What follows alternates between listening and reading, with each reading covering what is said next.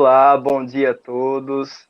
Sejam muito bem-vindos a mais uma transmissão aqui pelo canal Lá Filhos de Maria, nessa manhã de domingo belíssima. E hoje nós estamos recebendo convidados muito especiais. Estamos recebendo o Nilson, a Sandra, né, que são convidados incríveis que sempre contribuem bastante com o nosso conhecimento. Então, fiquem à vontade para fazer perguntas, curiosidades, questionamentos, porque eles vão fazer uma breve exposição e depois vamos abrir espaço para que vocês interajam, para que assim a gente consiga agregar melhor conhecimento. Então, agora eu vou deixar com eles, que eles vão fazer uma exposição sobre o tema ser fiel a si mesmo. Depois vamos abrir espaço para que vocês interajam, para que assim a gente consiga agregar melhor conhecimento. Você fala primeiro, Sandra? Eu falo primeiro? Bom dia, gente. Já comecei a falar, então bom dia. Mais uma vez eu quero agradecer a oportunidade, né, de a gente estar aqui junto, cada um no seu canto, claro, sempre. Eu gostaria de lembrar, né? Cada um ainda deve estar no seu canto, cada um ainda deve estar atento a todos os cuidados, né? Aos cuidados necessários com a sua saúde. Vamos lembrar disso, que a gente está vendo uma movimentação aí de liberação disso, liberação daquilo. Não é para entrar na fantasia de que já está tudo bem, não. Tá? A gente continua com essa necessidade de atenção sobre a nossa saúde. Mas eu quero agradecer, mais uma vez, a oportunidade de estar aqui com o pessoal do Lar Filhos de Maria, trazendo, né, a contação de história como recurso para que a gente possa construir aí caminhos onde a gente se permita aprender um pouco mais sobre a gente. Quero deixar com vocês, Sandra, para fazer a apresentação também. Sandra, é com você. Bom dia. Eu quero agradecer o convite, né, do Lar Filhos de Maria, para a gente estar aqui mais uma vez conversando. E hoje a gente tem uma proposta de trazer o tema sobre ser fiel a si mesmo, por Beth Mudpud. E ela começa assim: o ser humano é essencialmente bom, porém, muitas vezes, essa essência porque alguns são incapazes de se manter fiéis a si mesmos.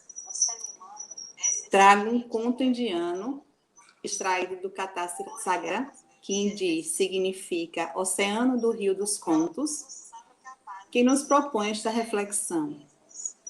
Gostaria de associado ao mundo emocional, à psique humana, contando e curtindo histórias. Um dia, um rei teve um sonho. Sentado em seu trono, no salão central do palácio, ao olhar à sua volta, viu que várias raposas entravam e saíam pelas janelas do salão, correndo de um lado para o outro à sua volta. Assustado, chamou seus áuguros e conselheiros e lhes pediu que decifrassem o sonho.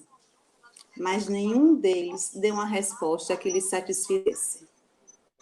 Mandou, então, que se espalhassem proclamas por todo o reino, descrevendo seu sonho e prometendo a recompensa de um saco de moedas de ouro quem o decifrasse satisfatoriamente. Na floresta, um lenhador muito pobre, de nome Ravi, leu o proclama e pensava sentado em um trono.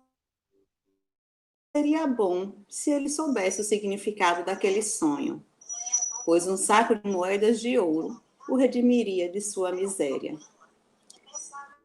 Quando um belo e pequeno pássaro colorido, próximo dele, no tronco pousou e lhe falou: o que entristece, Ravi? Gostaria de saber o significado deste sonho do rei? Ravi se assustou. O quê? Um pássaro que fala? Não só falo, como também o significado deste sonho. E posso te contar, com a condição de que você volte aqui e divida este saco de ouro comigo, combinado? Bem, pensou Ravi, meio saco de ouro é sempre melhor do que nenhum saco de moedas de ouro. Assim, ele concordou com a condição do pássaro. E o sonho do rei significa que o ar do reino está impregnado de traição. Que ele se acautele para que não seja traído. Assim, Ravi foi e se apresentou ao rei. Muito grato pela explicação, que coincidia exatamente com o que ele já intuía estar acontecendo, deu-lhe de imediato saco de moedas de ouro. Porém, no caminho de casa, Ravi começou a pensar: minha miséria, que necessitava de todo este saco de ouro para me redimir dela, e não apenas metade. Também, para que um passarinho necessita de moedas de ouro? Cada uma delas quase do seu tamanho. Que miserável explorador! O que vai fazer com isso? Assim pensando, resolve tomar outro caminho para casa, evitando o ponto de encontro com o pássaro e guardando todo o ouro para si. Com as moedas, casa bem melhor do que sua choupana, e ali viver com relativo conforto. Um dia, porém, passado algum tempo, o rei teve outro sonho. Sentado em seu trono, ao olhar para cima, viu que havia um punhal pendente do teto, prestes a cair sobre sua cabeça. Atado, acorda e chama seus guardas. Não chamem ninguém. Vão diretamente a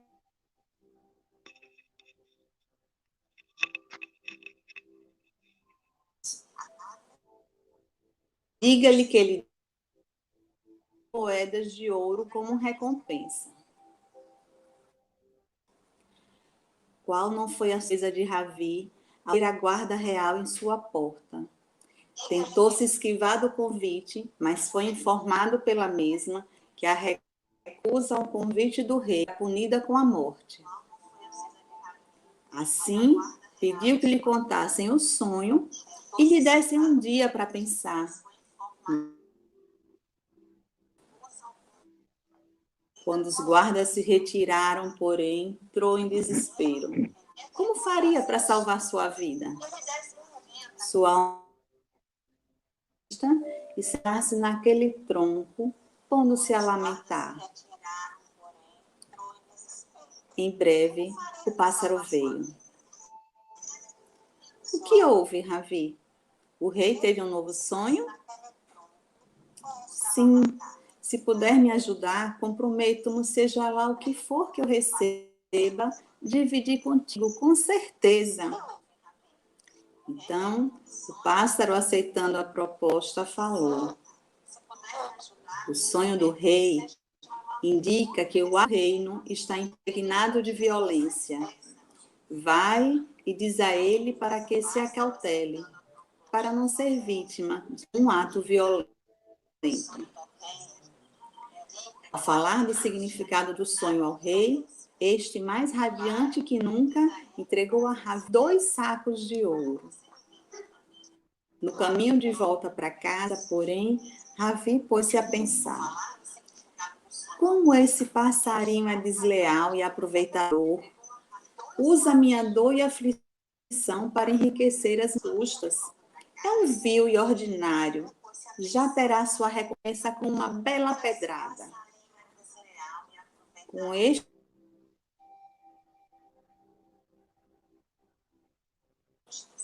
pega uma pedra na mão,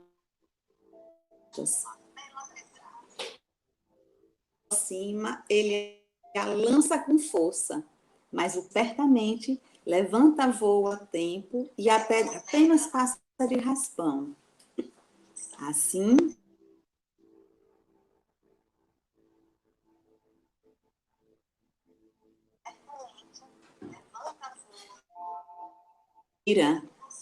E um dia o rei teve um novo sonho.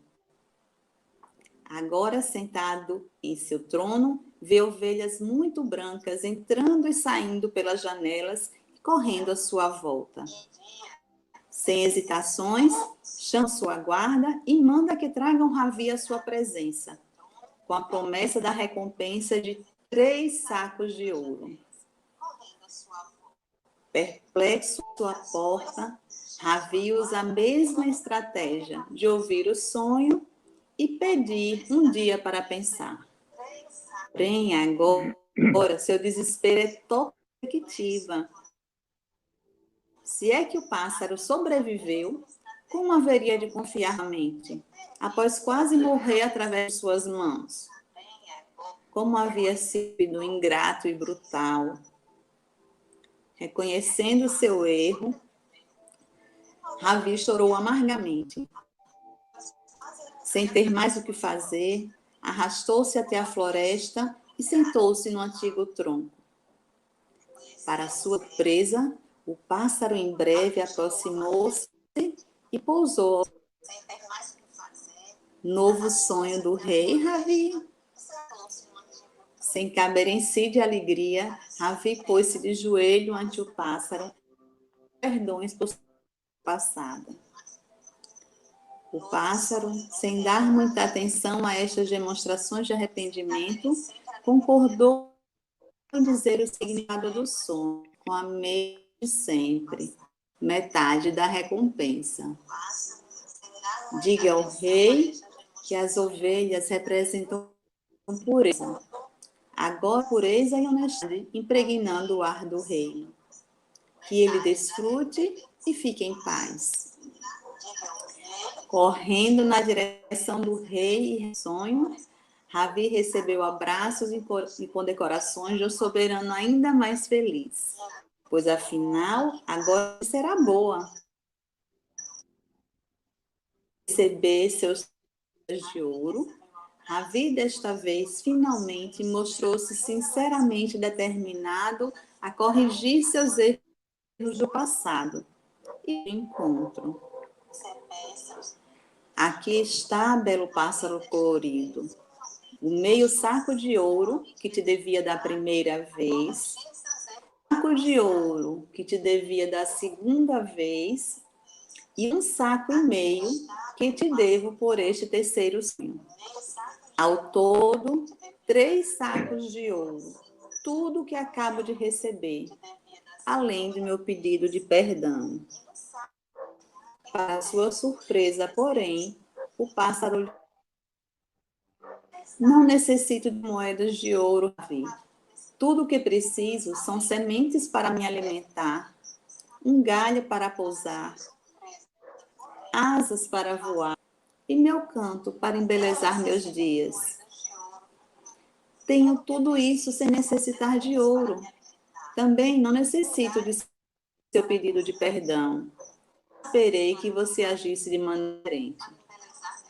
No primeiro momento, o ar do reino estava impregnado de traição, e você me traiu. No segundo momento, o ar do reino estava impregnado de violência, e você foi violento comigo. Agora, o ar do reino está indo de pureza e honestidade, e você está sendo puro e honesto comigo. Poucos homens são capazes de serem fiéis a si mesmos, sem se deixarem encontrar pelo ar a sua. E nunca esperei que você fosse um deles.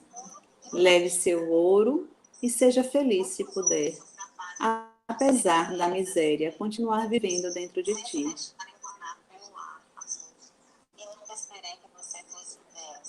Que história, né? E aí a gente vê como é interessante. Sandra, o seu som cortou muito. E aí eu não sei se o pessoal pegou a história na íntegra. Mas, enfim. A história dá conta, né, de um rei que tem sonhos e um lenhador, Ravi, um lenhador que se encontrava na miséria material, né?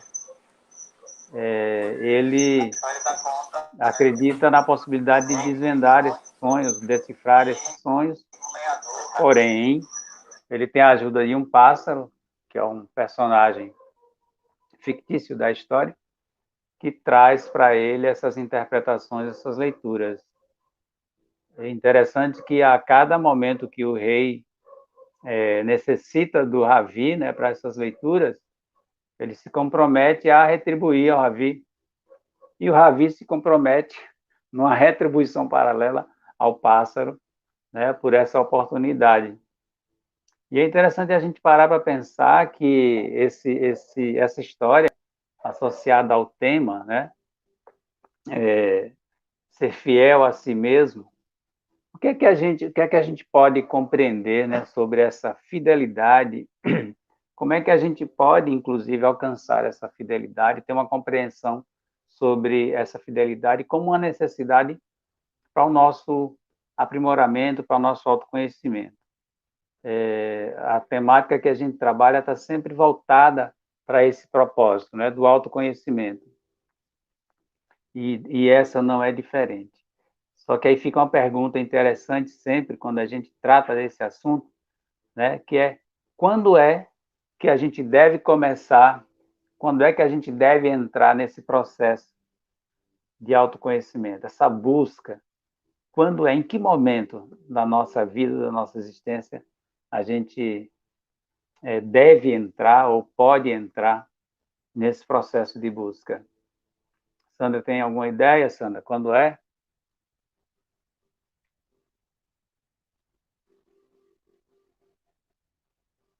Tá sem áudio. História. Tá ruim. Tá melhor, Nilson? Tá conseguindo? Agora eu estou ouvindo. O microfone está aberto. Agora eu estou ouvindo. Tá. Então, quando a gente para olhar para a nossa história, né, e buscar o sentido, o propósito da nossa vida, eu acho que é um que a gente é obrigado a olhar para o que é nosso, né, para o que é apelo externo, né, e refletir como a gente se relaciona com isso. Então, não tem como a gente pensar numa perspectiva de entrar em contato com a questão espiritual, com a questão de evolução, se a gente não buscar o autoconhecimento primeiro. Então, assim, onde é que estão as minhas potencialidades? Onde é que estão as minhas precariedades? E entender que a gente traz sombras, né? E que a gente traz também um lado positivo. Então, essa necessidade de olhar para as duas coisas, entender, eu não estou sempre certa, eu não sou sempre boazinha, mas eu estou num processo de evolução e que eu tenho obrigação e responsabilidade comigo, né? De olhar para isso e de crescer a partir disso, não é do outro, do que o mundo traz, porque eu trago na minha história as expectativas dos meus pais, dos meus filhos, dos meus amigos, do meu companheiro, do meu trabalho, né? Então a gente está sempre em função do outro, de resposta para fora, né? Então chega um momento na vida em que a gente para e fica procurando, peraí, né? O que é meu nisso? Qual é o sentido que eu estou dando para mim? E é que eu consigo caminhar melhor. Só o autoconhecimento, só esse olhar para dentro, né? Só a busca dessa autenticidade com com o meu lado bom e com o meu lado ruim, né? Mas só esse olhar para essa autenticidade é que vai me possibilitar ficar bem comigo primeiro, para poder ficar bem com o outro. Então é um exercício de compaixão, de autocompaixão, para depois ir para o exercício da compaixão com o outro, né? Eu penso sempre, deu. Eu penso sempre que é interessante a gente lembrar, a Sandra trouxe aí as relações, né? Como essas relações funcionam com a gente e como é que a gente funciona dentro dessas relações. Na maioria das vezes a gente assume papéis, né? A gente assume algumas algumas imagens, vamos dizer assim, né? Eu sempre lembro das máscaras, e a gente está no tempo das máscaras, mas eu sempre penso que essas imagens, essas construções, elas, como Sandra falou, elas atendem muito mais às necessidades do outro do que a nossa necessidade, embora também atendam uma necessidade nossa, que é uma necessidade que, em primeiro lugar, vem como algo importante, prioritário. Mas esse prioritário e esse importante está caracterizado exatamente na satisfação que eu tenho que dar ao outro.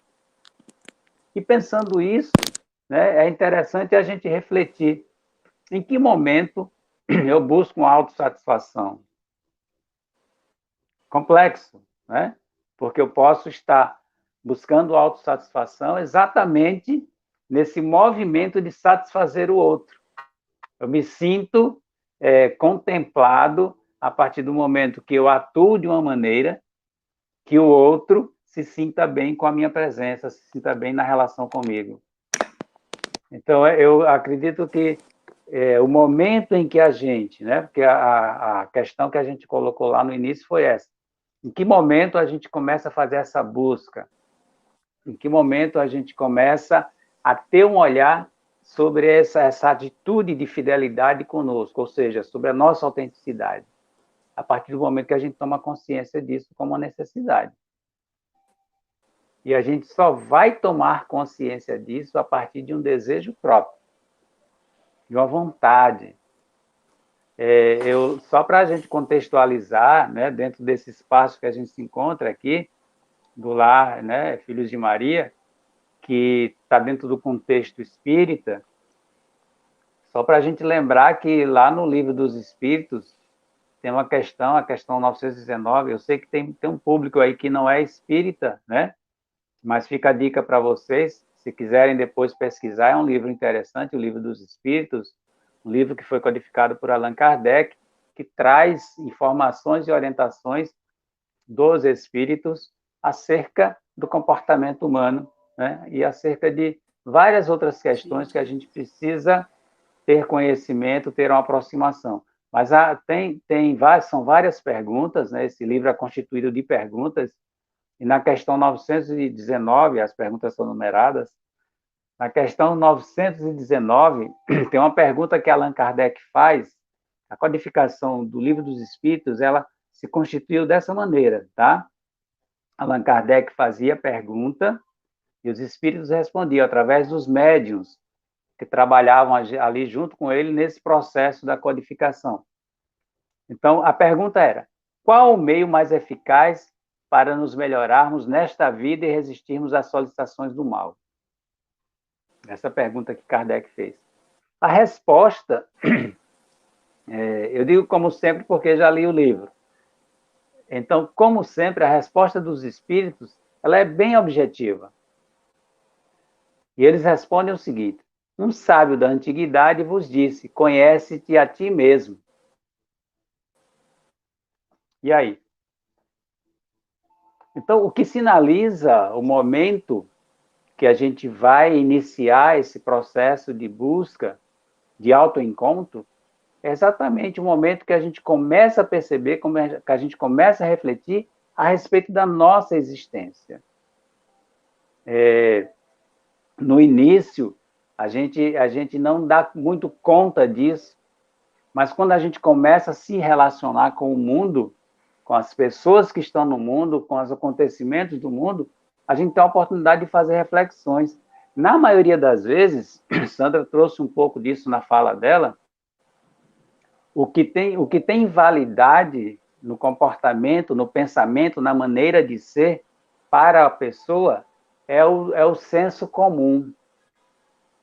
E é interessante como a gente precisa ter um olhar sobre isso, né? Sobre como a gente se comporta com relação ao senso comum.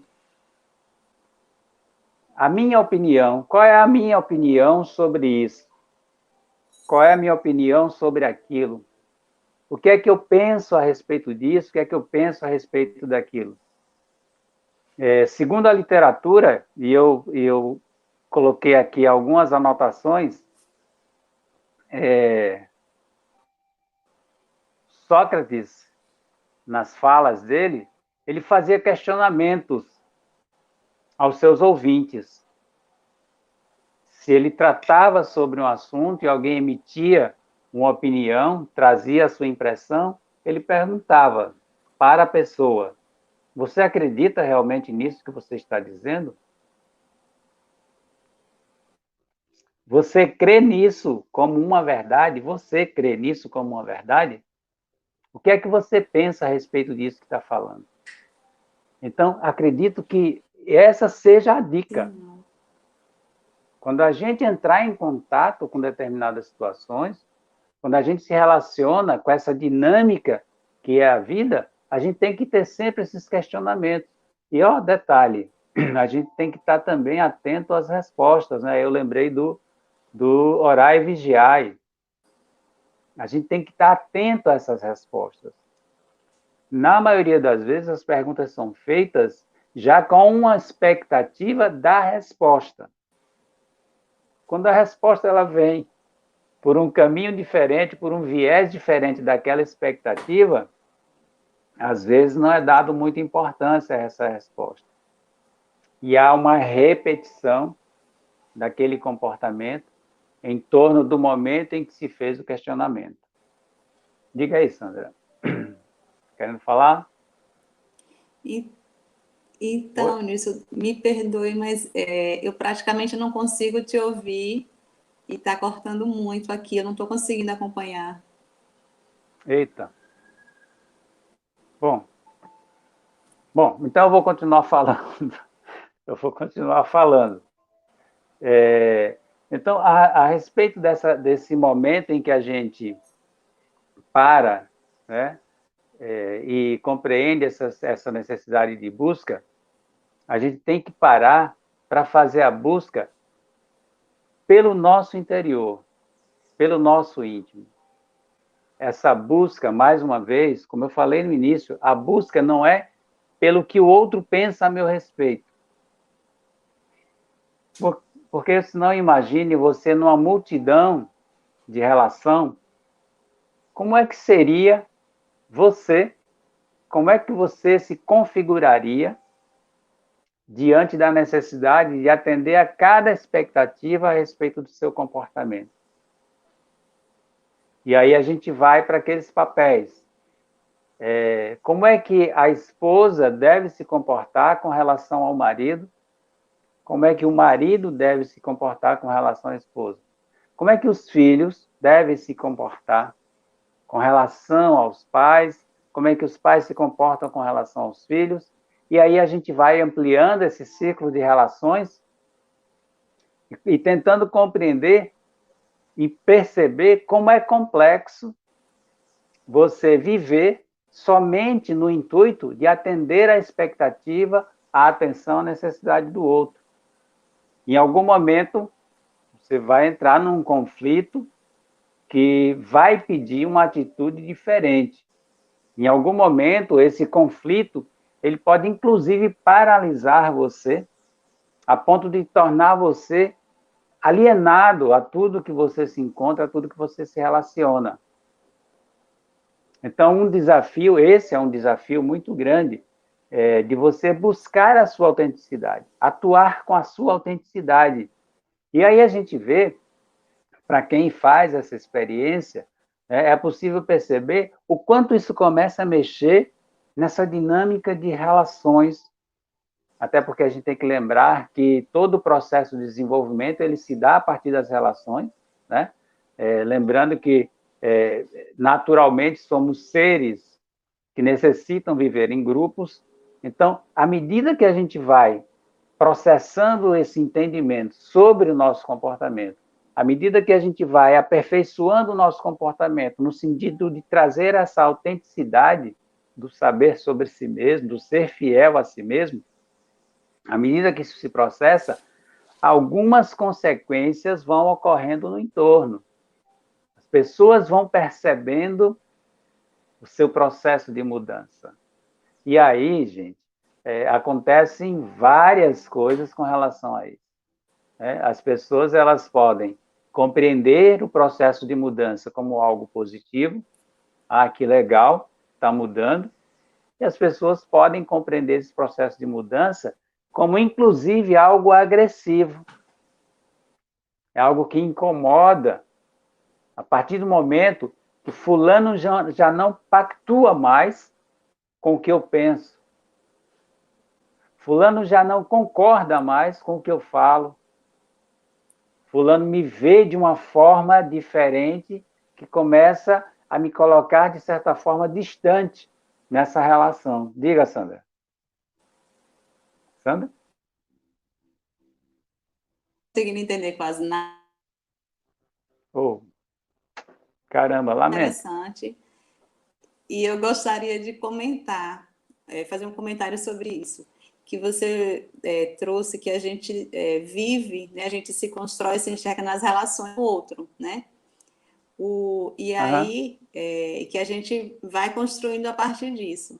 E o interessante também é a gente olhar que nesse processo de busca da nossa autenticidade, né, de ser fiel a si mesmo, a gente tem que lembrar que nessas relações que a gente estabelece, em alguns momentos a gente, e em outros momentos a gente estabelece relações nocivas, né? E que às vezes a gente não consegue nem se reconhecer.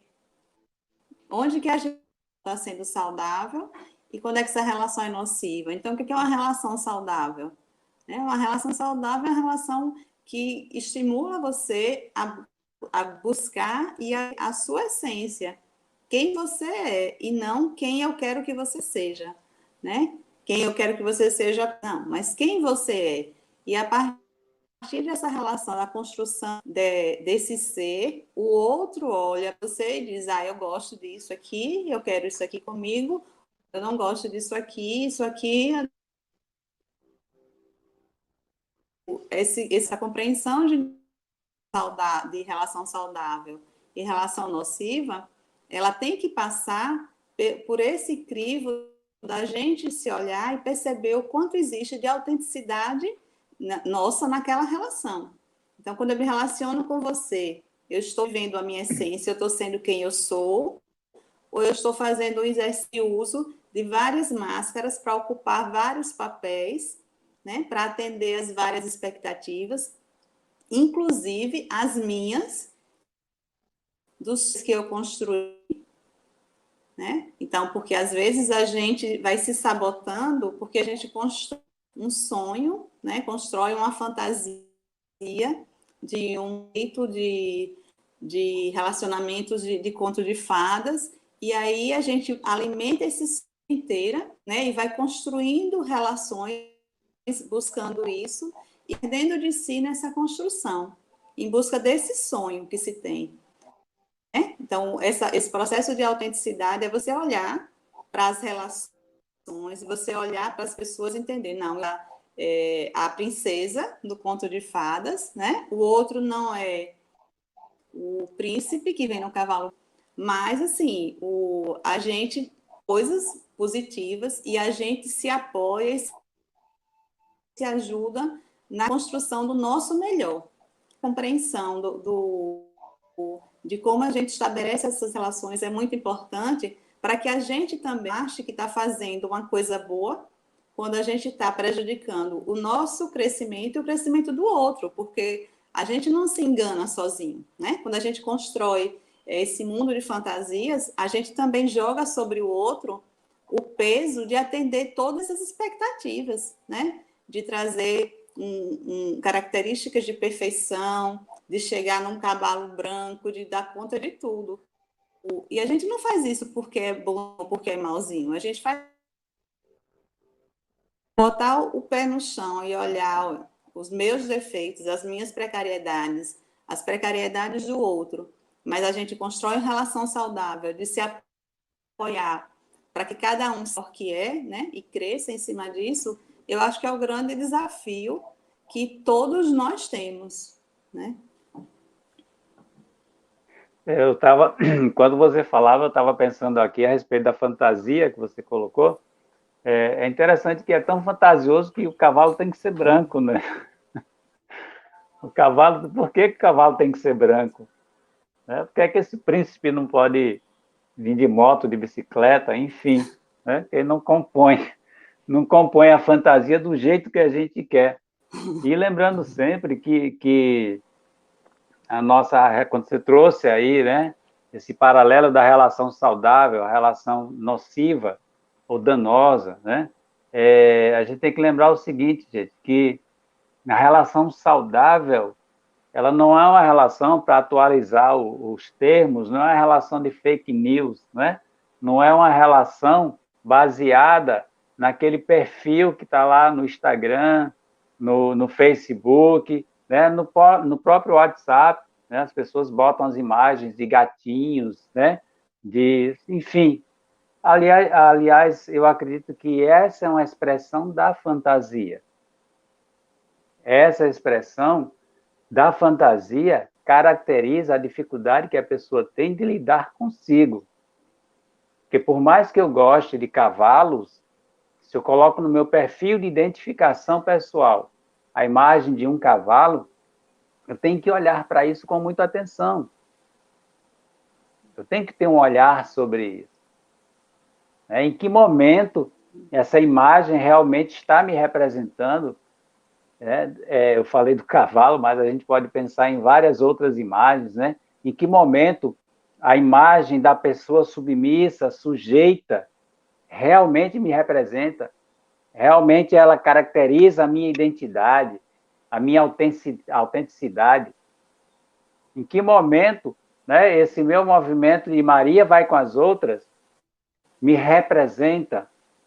Em que momento pensar como todo mundo pensa me representa? Agir como todo mundo age, acompanhar a moda, seguir os mesmos estilos.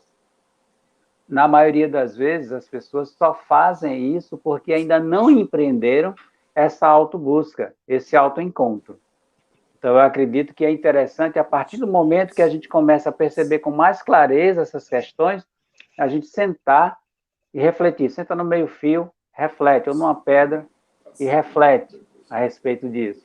O Thomas já chegou, já para dar o nosso corte dos 30 minutos, Thomas.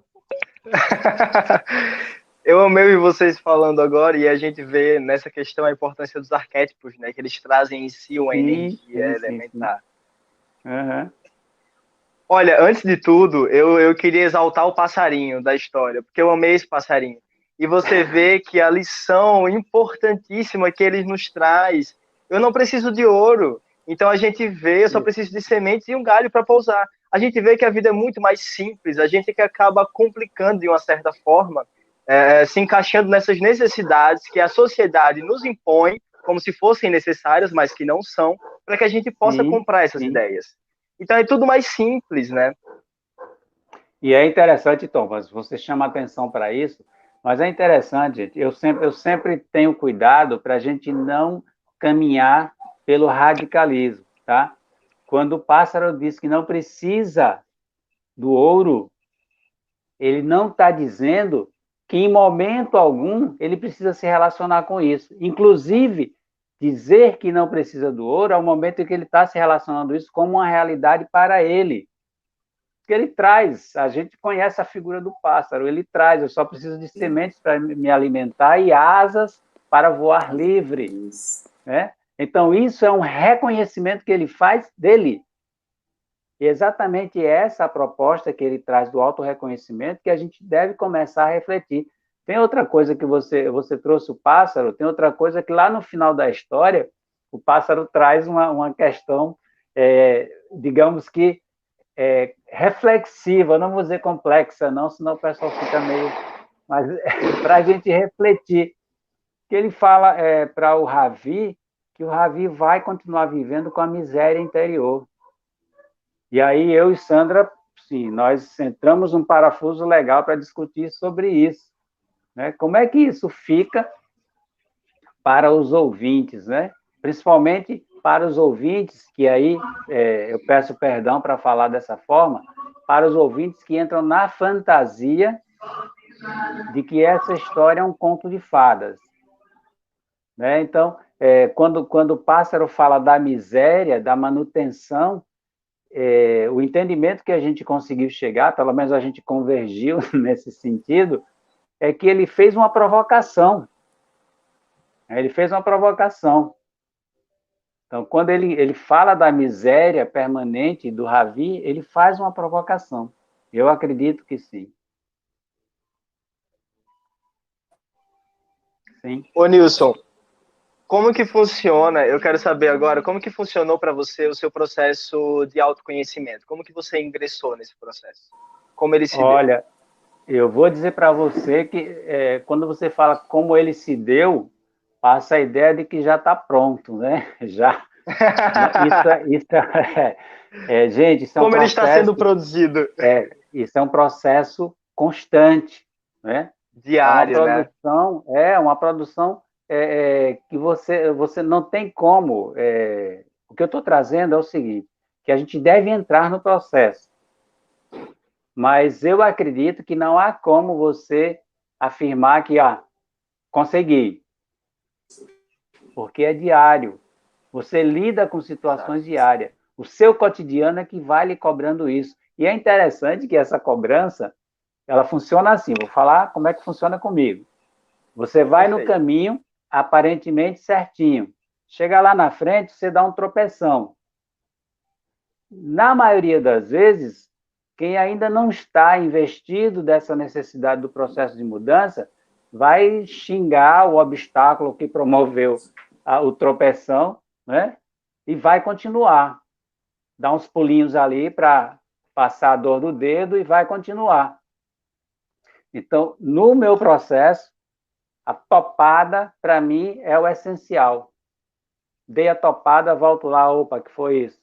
Como eu tenho um amor por pedras, eu tenho uma paixão por pedras, estou revelando aqui para todo mundo agora, algumas pessoas já sabem disso, então eu volto lá e converso com aquela pedra, para saber qual foi a intenção, né? Que momento foi esse? Que tropeço? O que é que esse tropeço quer falar para mim? E como é que eu me relaciono com esse tropeço? É um diálogo.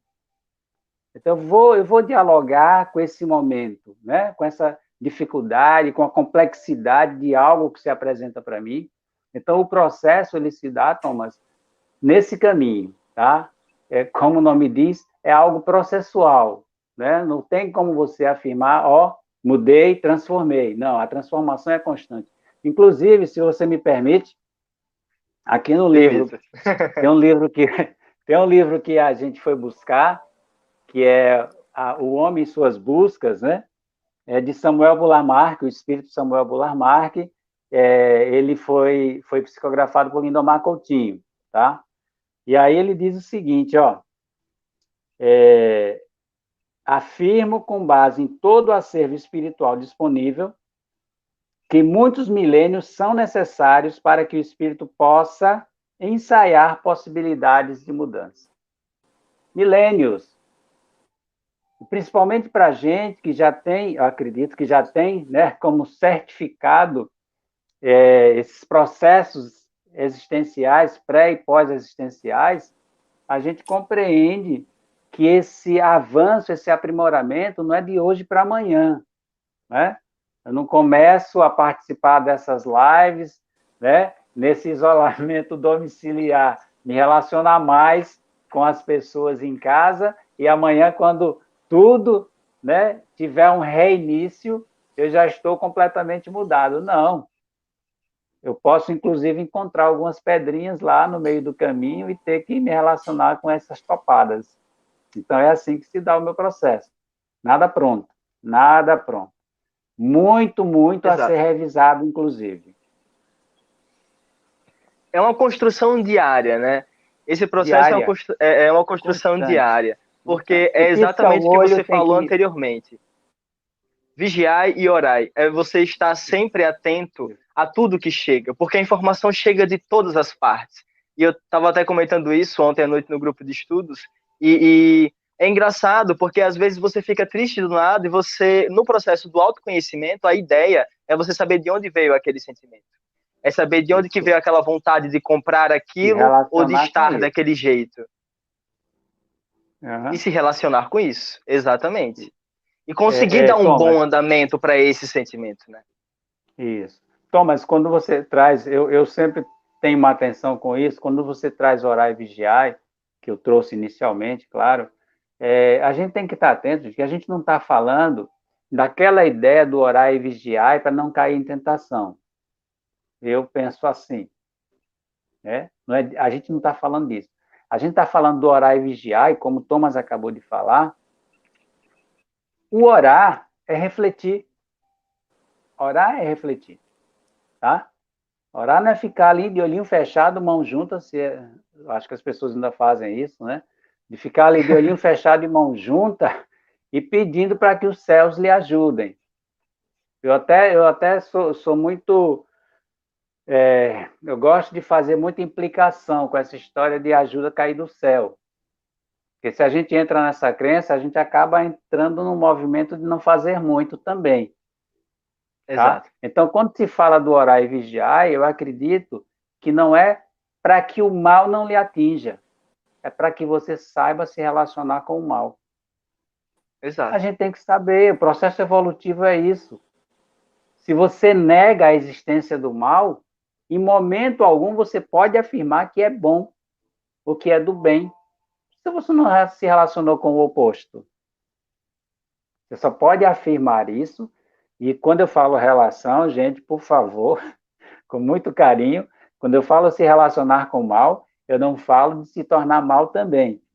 Como o Thomas falou, é olhar para aquilo e fazer a implicação. Tá? Opa! Né? Que negócio é esse? Exato.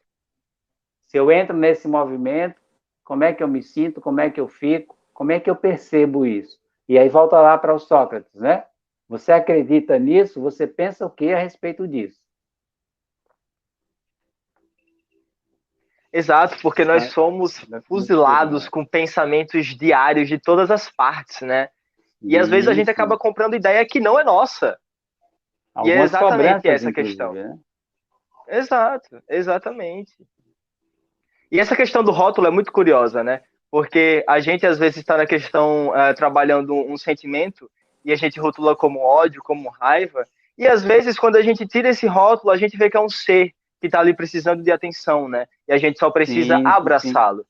Mas abraçá-lo não quer dizer que nós vamos nos torná-lo, mas quer dizer que a gente vai puxá-los para essa ascensão que nós estamos buscando, de uma certa forma. E é interessante como a gente, ao mesmo tempo, entra num processo contraditório, né? A gente se apresenta e isso causa muita celeuma, né? A gente se apresenta como uma pessoa do bem, como uma pessoa que segue o bem, mas em determinado momento, numa determinada intensidade da relação, a gente não consegue lidar bem com essa questão. E a gente se torna uma pessoa do mal, né? Porque a gente fala, fulano não tem jeito, fulano errou novamente, caramba, tanto que eu tenho feito. Então, quando eu digo isso, tanto que eu tenho feito, na verdade, eu criei uma expectativa de que tudo que eu tenho feito está mudando aquela pessoa. A pergunta é, por que é mesmo que eu quero mudar aquela pessoa? Por que eu quero mudar aquela pessoa? Para que ela me satisfaça? Para que aquela imagem seja compatível com a imagem que eu criei a respeito do comportamento dela? Então, são essas questões. E aí, eu sempre trago de forma bem tranquila, a gente coloca um pano sobre isso tudo e entra em contato só com a gente. Tá? Isso tudo que está acontecendo aqui, a gente afasta um pouquinho e entra em contato com a gente. Opa, peraí. Né? Que pessoa é essa? Que figura é essa que eu sou, que eu estou representando? Né? O que é que ela realmente quer disso tudo com relação a ela? Com relação a mim, o que é que eu quero disso tudo? Quando eu estou aqui diante de vocês falando sobre isso, o que é que eu espero para mim disso tudo? Porque a questão toda ela está relacionada a você. Não é o outro, não é? Eu costumo dizer, ó, o outro não tem nada a ver com isso. É você. O outro é o instrumento para que você possa ter fazer essas conexões e desenvolver essas impressões. O mundo é um espelho, né? Então a gente vê fora o que tem dentro, não tem outra.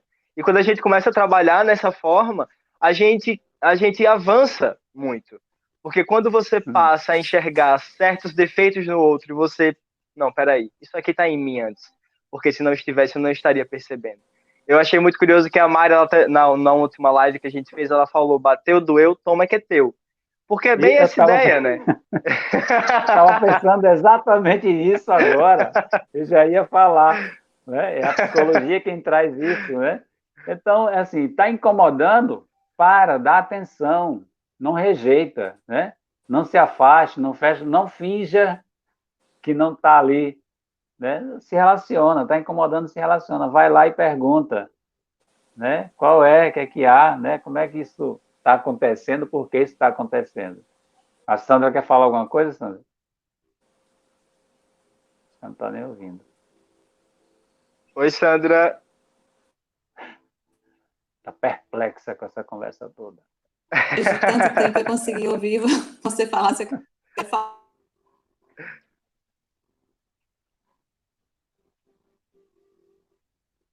Eu acho que a Sandra caiu o sinal dela. Eu acho que, por sinal, acho que ela Muito caiu. instável. Tá, tem alguma pergunta aí? Tem uma Caiu mesmo. participação da Flávia, né? Tem uma participação, tem várias participações aqui. E a Flávia, inclusive, ela está amando a temática e o que cada um está trazendo. Muito grata por esse momento. A Flávia Pacheco.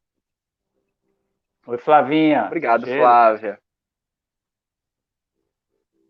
A Edmari, Caê, a Abigail, a Pamela, o José mandando bom dia a todos, sejam muito bem-vindos.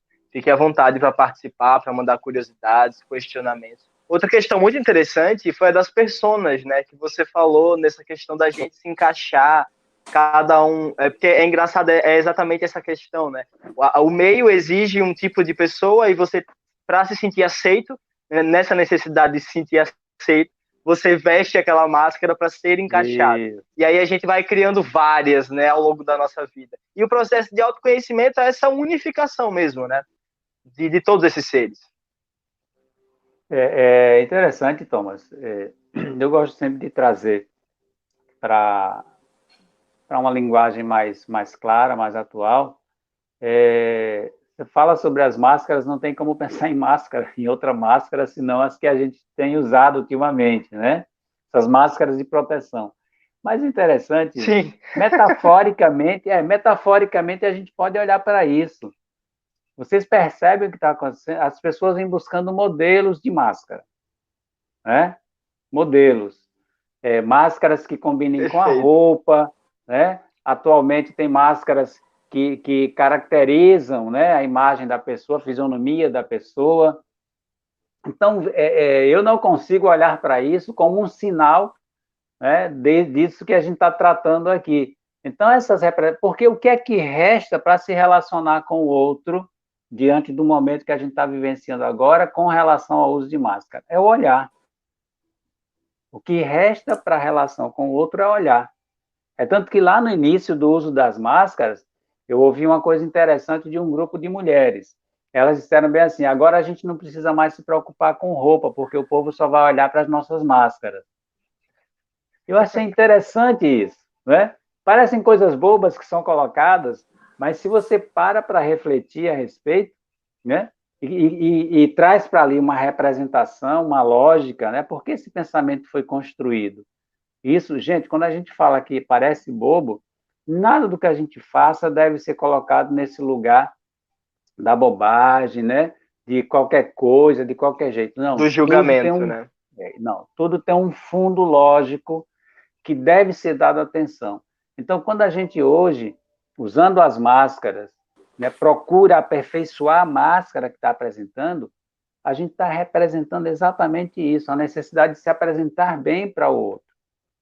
Se apresentar de uma maneira que o outro se agrade com a imagem que está ali diante dele. Então, não é diferente, não é diferente. Quando a gente traz esses papéis, acontece a mesma coisa. Né? As relações, a relação de trabalho, por exemplo, eu vou fazer o marketing, viu, Thomas? Fique à vontade. Na Secretaria de Saúde, onde eu e Sandra trabalhamos, a gente desenvolve um projeto, o projeto Servidor Zen, onde a gente trabalha exatamente essas questões. de como as pessoas podem se relacionar com as pessoas sem se anularem, sem deixarem de ser elas mesmas. E aí o jargão é promover o ambiente de trabalho saudável, né? Um ambiente de trabalho onde as relações elas possam ser saudáveis. É um desafio muito grande, é um desafio, porque em ambiente de trabalho a gente tem que lembrar que cada um vai atuar de acordo com o seu papel profissional, com o seu perfil profissional, com a função que está assumindo, com o cargo que exerce. Então, esse diferencial de comportamento inevitavelmente vai existir. E, inevitavelmente, as pessoas vão defender as suas posturas nesses lugares que elas ocupam. Só que aí tem um detalhe muito importante. A gente tem que olhar para hoje, dentro de uma questão mais humanizada ou mais humanizante, a gente tem que olhar até quanto essas atuações, até quanto assumir esses papéis por conta dos lugares que a gente se encontra, que a gente se coloca, torna a relação com o outro saudável. E quando a gente para pensar sobre isso, mais uma vez, não é somente a saúde do outro que a gente está olhando, é principalmente, essencialmente a nossa. Porque a autotransformação, o autoconhecimento, inevitavelmente vai pedir isso. Né? Que eu olhe para mim, como é que eu estou com relação a isso? E eu evoco sempre, né, a fala atribuída a Jesus sobre amar o próximo como a si mesmo. Então, o que ele coloca como grande desafio é como é que a gente se ama. É como é que a gente se ama. E aí eu não vou nem discutir, porque, consequentemente, da maneira que eu me amar, eu vou amar o outro. Consequentemente, da maneira que eu me trato, eu vou tratar o outro. Consequentemente, se eu sou superficial comigo, eu serei superficial com o outro. A gente só dá daquilo que tem, né? Ô, Nilson, e como tem sido Exato. a sua experiência com esse projeto? Eu fiquei muito curioso. Olha, vou tentar falar de um jeito que não me comprometa muito. Embora eu sei que tem muita gente. Primeiro, assim, é um desafio, porque é uma proposta que pede que haja uma consonância. Então, a gente tem um olhar da gestão no ambiente de trabalho, é um olhar sobre o ambiente de trabalho, sobre o processo produtivo no ambiente de trabalho. Quando a gente institui uma proposta de melhorar a relação no ambiente de trabalho, para tornar o ambiente de trabalho saudável, a gente começa a mexer com muita coisa, inclusive, como eu falei no início, com esses papéis que os lugares representam, né? Então, não é fácil, por exemplo, conseguir a liberação de um trabalhador, de um servidor, para participar do projeto, e não é porque a gestão não permite, não libera, não é isso. Porque o próprio trabalhador, naquele papel, naquela função, ele vê a importância da presença dele no ambiente, não consegue ver a importância da presença dele nas atividades do projeto, porque eles fazem uma distinção, dado aos papéis que representam.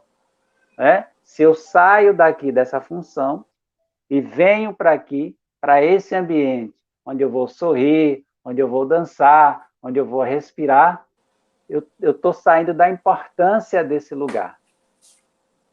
Né? Então, Curioso. claro que a gente tem muita tranquilidade para lidar com isso, claro, tem que ter tranquilidade para lidar com isso, porque, afinal de contas, é o que a gente pretende produzir, né? Esses questionamentos e esses entendimentos também, para que as pessoas compreendam que, quando eu saio para cuidar de mim, cuidado, eu produzo melhor.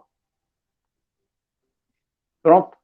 Né? Se a gente chegar nesse entendimento, já dá uma boa risada.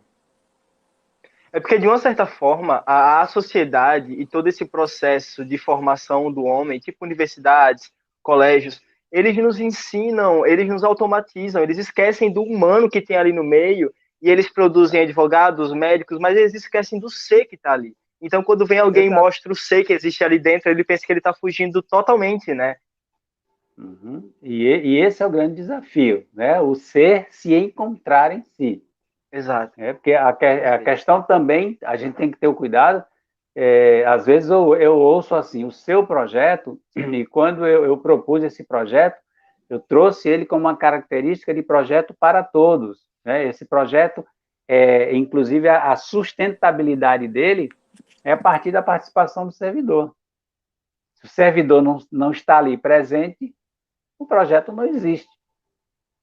Uma vez que a dinâmica dele é com a participação do servidor, né? Então, a gente consegue, mesmo, a gente tem mais ou menos, eu já não posso afirmar mais isso, né? Mas a gente tem mais ou menos 400 servidores lá na Secretaria de Saúde e a gente tem uma participação muito, muito, muito reduzida. Tá? Atualmente, então, mais reduzida ainda, porque a gente está num processo de revezamento, né? Dada a necessidade das pessoas estarem cuidando da sua saúde. Mas mesmo esse número reduzido, no meu ver, já é satisfatório, porque a presença da pessoa faz manutenção da proposta do projeto, né? E aí a gente vai desenvolvendo as atividades, já que você me permitiu, marketing, a gente trabalha com as práticas corporais, práticas meditativas e talentos que a gente encontra nos próprios servidores, promovendo oficinas criativas, algumas oficinas produtivas, né, de talentos que a gente encontra nos servidores que estão ali. Servidores que estão ali como assistente administrativo, por exemplo, mas têm habilidade com gastronomia, têm habilidade com música, habilidade com desenho, né? Alguns que têm uma formação específica, que se disponibilizam para contribuir com o projeto, desenvolvendo atividades dentro dos seus campos de formação. Então, acredito que esse processo de construção do projeto, ele acaba atendendo, inclusive, essa necessidade de autoconhecimento, de autotransformação. Perfeito. Perfeito. Gostei muito. Muito interessante o projeto, hein? Parabéns. Ó, a Abigail, ela tem uma pergunta. Ah, vou sim, vou sim. Me chama que eu vou. Ó, a Abigail, ela tem uma questão. Dentro deste processo de autoconhecimento, como se libertar das máscaras e viver na essência do eu superior? Abigail, veja só, eu vou usar suas palavras de um outro jeito. Eu não creio que a necessidade seja se libertar das máscaras, mas se relacionar com essas máscaras.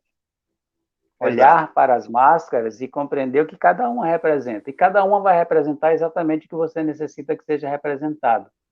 Quando você lida com essas representações, essas máscaras elas começam a perder a importância, a utilidade. E aí, se você quer usar a palavra, você se livra delas. Mas eu não creio que a intenção seja se livrar, né? Porque se livrar é negar, se livrar é arrancar a máscara aqui e botar lá. Mas, qual a necessidade mesmo da máscara? É essa questão que tem que estar presente. Qual é a necessidade da máscara? Beleza? Até porque a gente não se livra de nada, né? É impossível se livrar de alguma coisa. Não. Ou a gente se relaciona ou a gente se relaciona. Exato, não tem outro jeito. Se livrar não tem como. Ou a gente guia ou deixa ser guiado, né? Exatamente. O deixar se guiar é complicado. Eu estava até ouvindo esses dias, acho que era a Lucilena Galvão, enquanto ela falava que algumas pessoas assumem realmente aquele controle do carro, enquanto outras se satisfazem em ficar sentadas no banco de trás, de olhos vendados e só exigindo que o banco seja confortável. Né? E às vezes nem isso. Exato.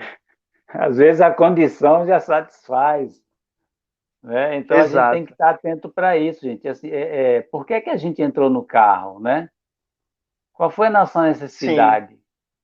Qual foi a nossa necessidade?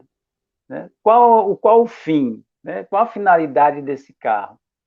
Aparentemente, ele é o transporte. Para onde é que a gente quer ser transportado? A gente vai de qualquer jeito para esse lugar fim? Né? A gente vai sentar e simplesmente deixar levar? Eu acredito que vocês já utilizaram lotação. Eu acho interessante, acabou de vir aqui essa ideia. Se você entra naquele lotação já surrado, né, que o condutor não tem esse cuidado todo, né? O estofado, ele é mal cuidado, é mal cheiroso, a higienização é precária, e aí você está com pressa de chegar. Vamos colocar isso no verão, né? Aí você entra no carro já lotado, com aquele calor, com aquele ambiente insuportável, porque isso é uma verdade, né? E você paga ali a sua viagem e vai embora, e chega no objetivo. Tá.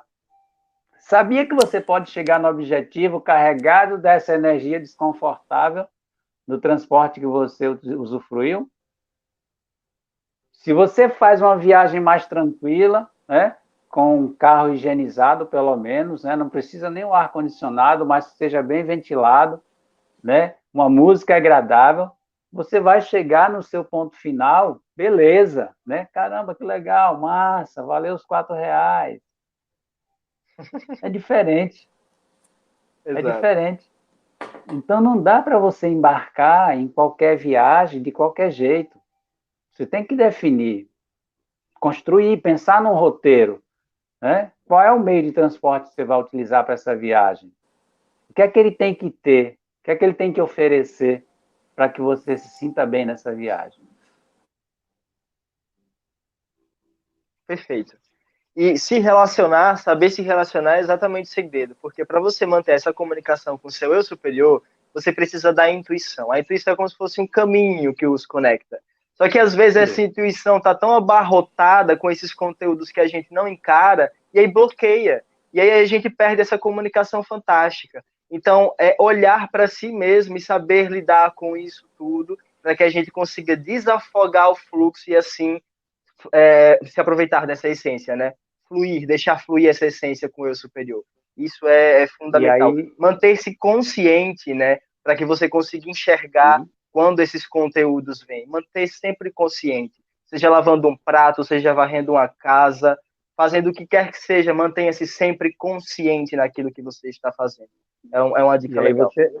eu acredito que você traz essa dica legal como uma proposta da meditação, né? Onde a Perfeito, exato. gente, e pensando sempre, lembrando sempre, aliás, que a meditação ela não tem nada a ver com uma ritualística, com algo místico, né? Sim, Um de jeito nenhum. fenômeno, não é isso, né? O que o Thomas acabou de falar, está lavando o prato ali, você está presente na lavagem do prato, né?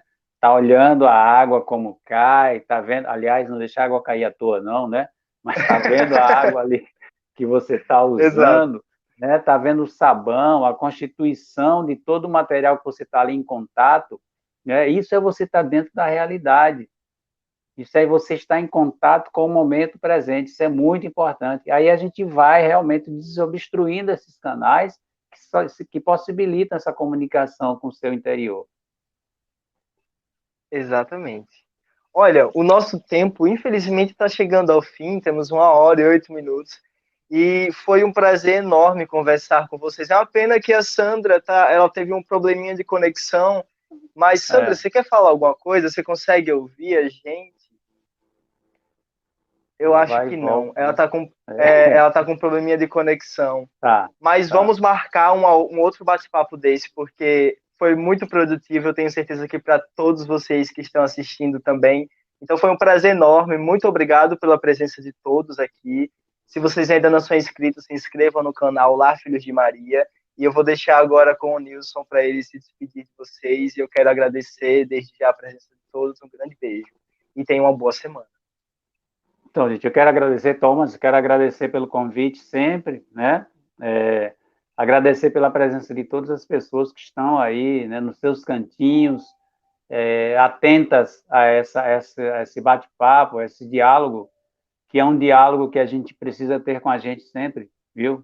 E dizer para vocês que quanto mais a gente conseguir voltar a nossa atenção para a gente, quanto mais a gente ter noção de quais são os transportes que a gente embarca para as nossas viagens necessárias, mais a gente vai estar trabalhando em função da nossa autotransformação, do nosso autoconhecimento, tá? Muito obrigado a todos vocês, muito obrigado pela atenção e, como sempre, sorriam, sorriam.